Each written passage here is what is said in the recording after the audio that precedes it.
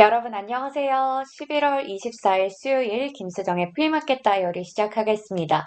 전일 뉴욕 증시는 미 국채 금리가 상승세를 지속하는 가운데 지수별 분위기가 극명하게 엇갈리며 혼조 마감했습니다. 금융주가 강했고 유가 상승에 에너지주까지 강세를 보이면서 다우 지수가 상승 마감한 반면에 기술주의 부진 속에 나스닥 지수가 하락으로 마감했습니다.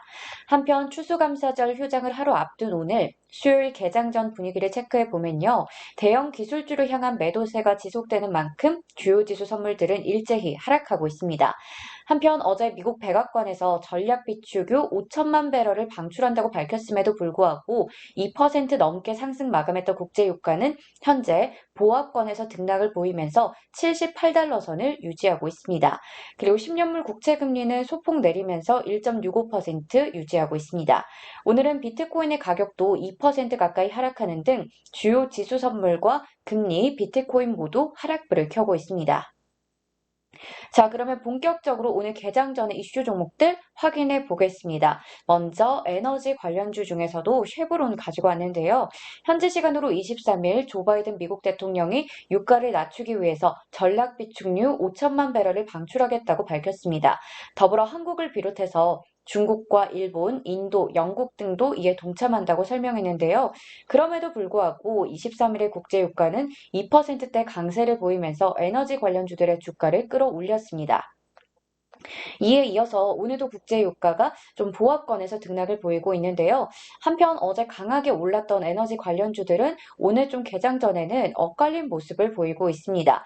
엑슨모빌은 오늘은 약보합권 정도에서 움직이고 있고 옥시덴탈 페트롤리움도 어제 6%대 강세로 마감했었는데 현재는 소폭 내리고 있습니다. 하지만 쉐보론이 지금 조금 상승불을 켜고 있는데요. RBC 캐피탈에서는 쉐브론이 동종 업계에 있는 경쟁사 대비해서 상대적으로 안정적인 포트폴리오를 갖추고 있다고 봤습니다. 그러면서 글로벌 경기 회복과 원자재 사이클에 있어서 쉐브론이 수혜를 받을 것으로 기대된다며 투자 의견을 시장 수익률 상회로 목표 주가를 130달러에서 145달러로 각각 상향 조정했습니다.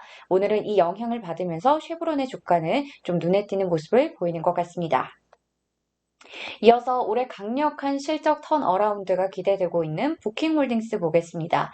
로이터 통신과 CNBC 등에 따르면 부킹홀딩스는 스웨덴 여행사인 에트라벨리 그룹을 약 18억 3천만 달러에 인수할 계획이라고 발표했습니다. 더불어 최근에 티그레스 파이낸셜에서는 유럽 여행 시장이 회복하면서 등록된 숙박시설의 상당수가 유럽에 소재한 부킹홀딩스의 수혜가 예상된다고 설명했습니다. 그러면서 부킹홀딩스에 대한 투자 의견을 강력 매수로 목표 주가는 3,150달러로 제시했습니다. 한편 현재 동사의 주가는 0.73% 내린 2,323달러 선 기록하고 있습니다. 다음으로 갭 보겠습니다. 화요일 장 마감 후에 공급망 차질에 따라서 컨센서스를 하회하는 실적을 발표한 데다가 가이던스도 하향 조정하면서 주가는 크게 내리고 있습니다. 현재 20% 이상 내린 18달러 선에서 거래되면서 정규장까지 이 하락세가 지속이 된다면 오늘 52주 신저가를 기록할 것으로 보입니다.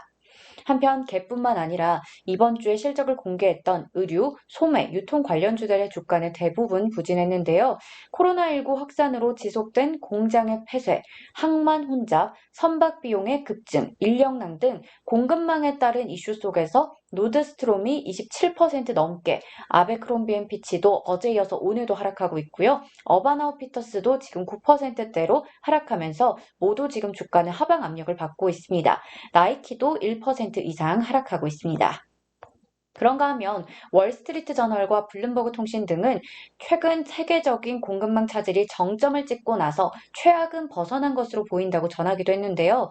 원자재나 재화, 물류 경로에서 실제로 완화 신호가 포착이 되고 있지만 아직까지는 코로나19 재확산 조짐 등의 변수가 있는 만큼 안심할 수는 없다는 우려가 유통업계들의 주가에 타격을 주고 있는 것으로 보입니다.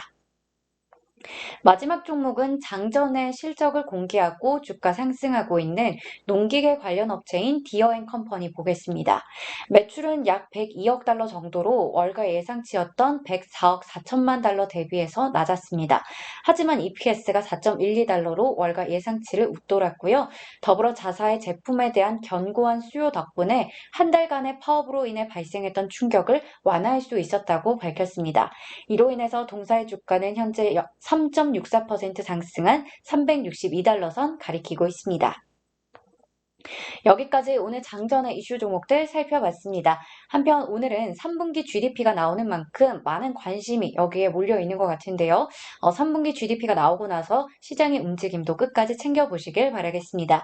그리고 내일 휴장으로 인해서 주간 신규 실업수당 청구 건수가 하루 일찍 발표된다는 점도 잊지 마시길 바라겠고요. 그리고 내일장은 예고 드렸던 대로 추수감사절로 인한 휴장입니다. 그래서 목요일 프리마켓 다이어리도 하루 쉬어간다는 점 기억해 주세요.